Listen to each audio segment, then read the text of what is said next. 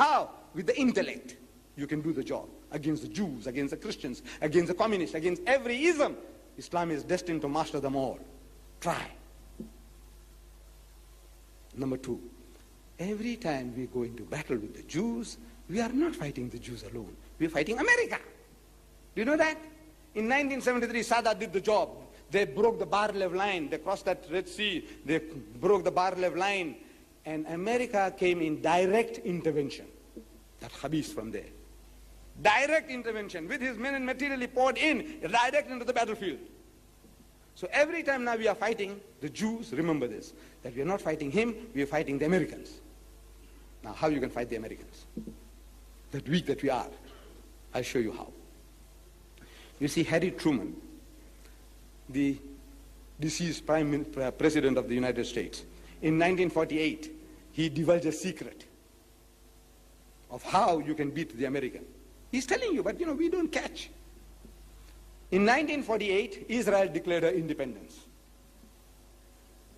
Within 2 minutes, Truman recognized Israel. Within 2 minutes, as if he was standing with open mouth, ready like the young man once you're getting married. We say in our language, nikah kabul ki. He says, you accept that woman as your wife. It's a ki, means yes. Like that, he's just saying, yeah. When you want to get married, how the guy is waiting, the young fellow, so you accept her? Say, yeah. That guy was waiting with his open mouth, who? Truman, to say he accepts her as his bride. Who? Israel.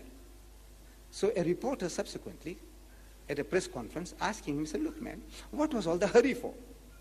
2 minutes. That means this guy just says, we are declaring independence, and by the time the voice reaches there, he said, we accept.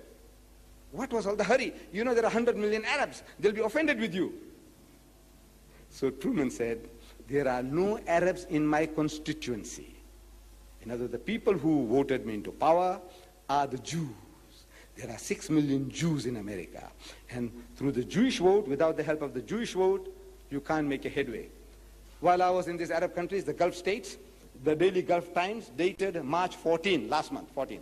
There's 1 month and 1 day ago, one day short of a month, 14th of March. Here is a cartoon in this Gulf Times newspaper. It shows a would-be president of the United States. He is marching to the presidential chair, the White House, and he has to pass through a maze of the Star of David.